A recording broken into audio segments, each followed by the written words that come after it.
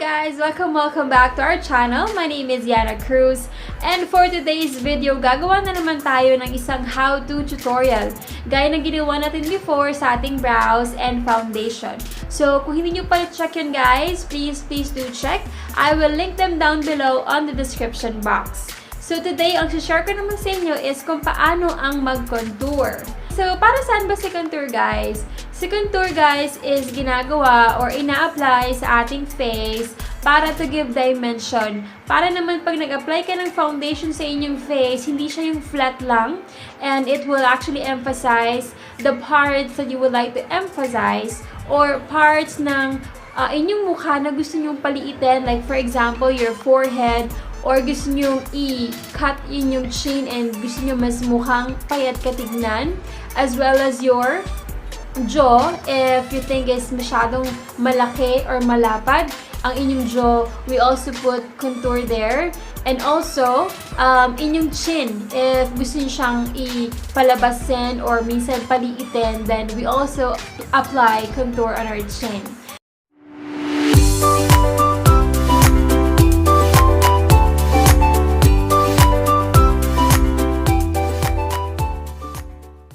So, let me show you guys paano ba ginagawa si contour.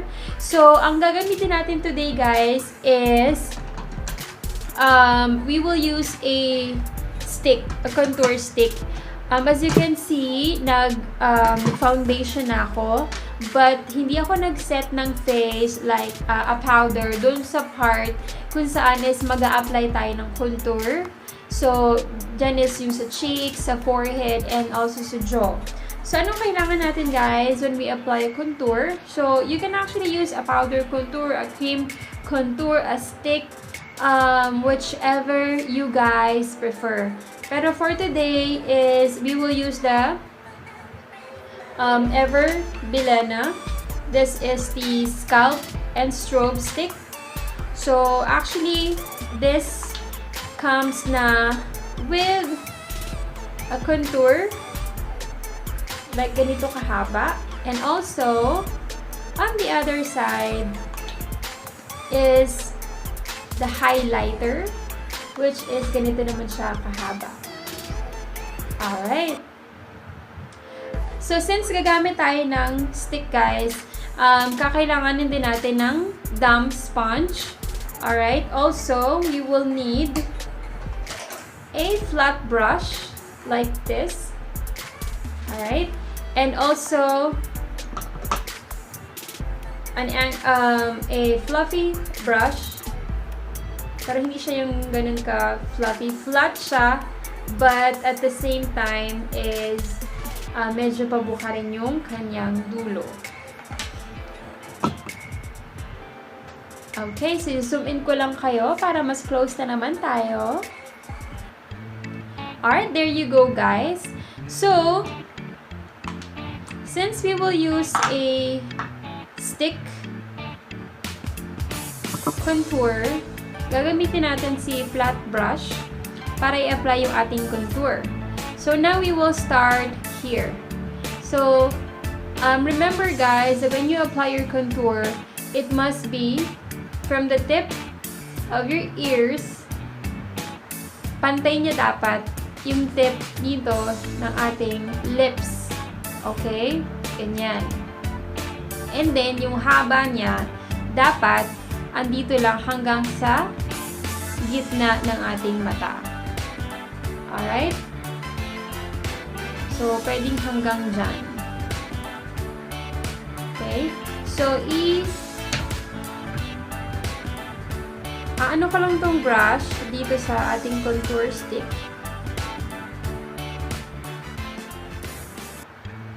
Ayan. So, ayan na siya. Then, ito yung gagamitin natin pag-apply.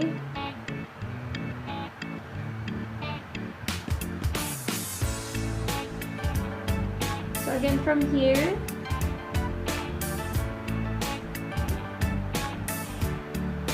hanggang dito sa gilid or gitna ng ating eyes. Alright. Ayan. Pero, medyo light tong shade nito. They only have one color guys sa sa ED.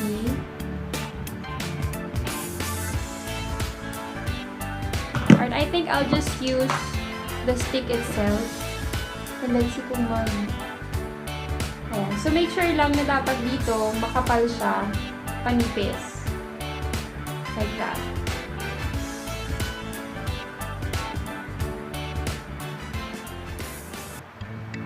Alright. So, after you apply that, dito naman tayo sa kabila.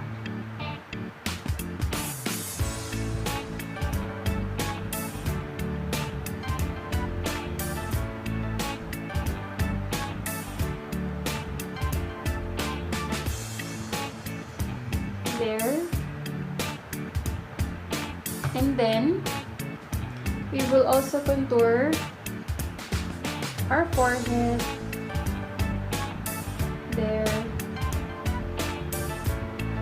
Parang ma-emphasize dito guys is yung ating pinakagitna ng ating forehead. So, we will just put here like that.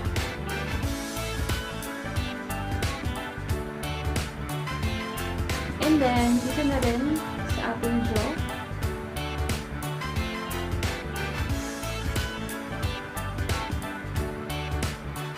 Alright, so if you want to emphasize your cheeks, or not your cheeks, your chin rather, you can apply here.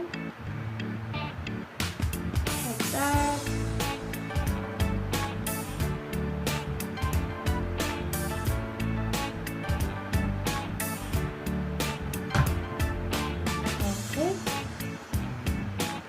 Alright, so now, using our damp sponge, i-blend na natin siya. Just a tapping motion. Like that.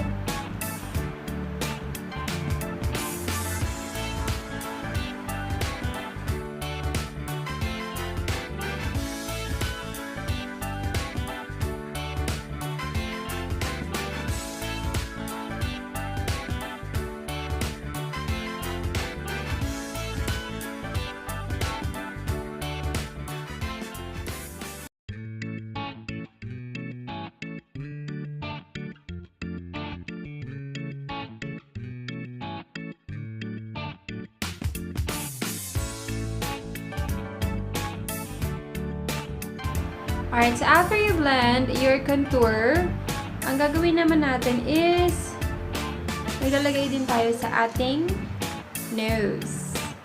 So, of course, it's very important. So, babalik tayo dun kay flat brush kasi masyadong malaki tong ating stick. So, gagawa lang tayo ng line. Like that. Start tayo sa taas, sa baba.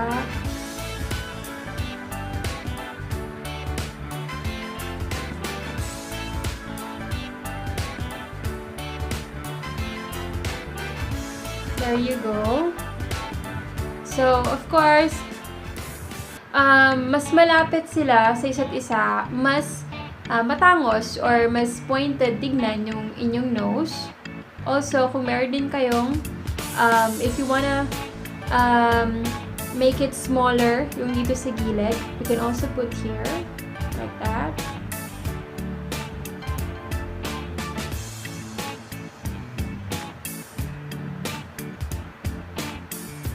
So, ang gagawin natin is kukunin natin yung isang brush na to, and then yun yung ipabiblend natin sa contour na to.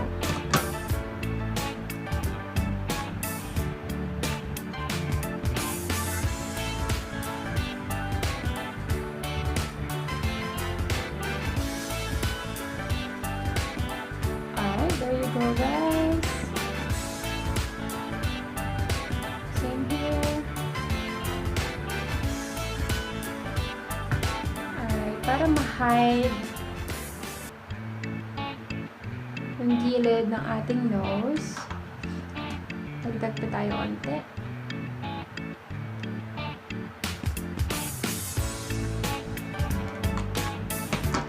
On the side ng nose, you can either use the brush or also the sponge. will do.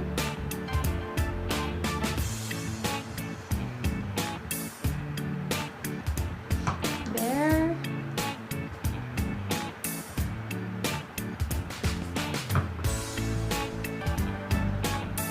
Alright, so we have already applied our nose contour. So, to set your contour, guys, I suggest to make it last longer. Then, you can set it with your powder. I will set it with my Imagic set. And then, you know, just blend it like that.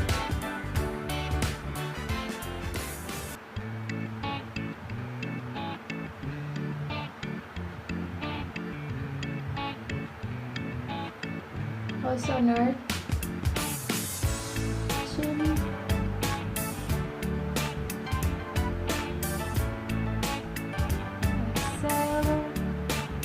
And on our forehead. Kung saan tayo lahat naglagay ng contour, yun yung isa-set natin.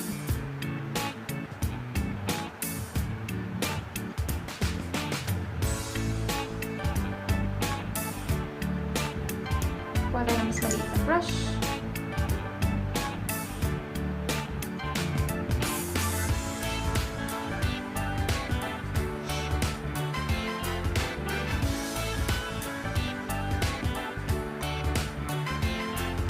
Same goes sa ating nose.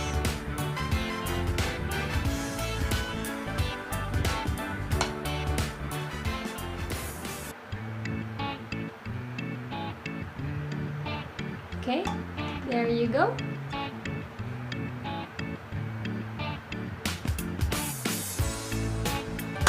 Alright, then you can set the rest of your face with a powder if you wish.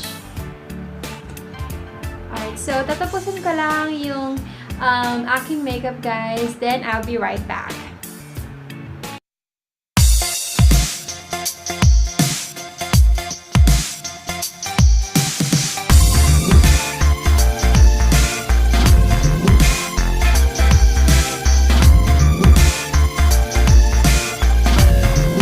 Alright, so I'm back, guys. And I'm done with the rest of my makeup.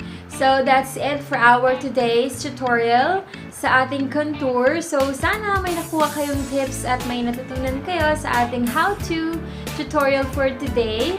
And if you do, please do give this a thumbs up. And also, please do not forget to subscribe. I will see you guys in my next how-to video. And thank you for watching, guys. Bye!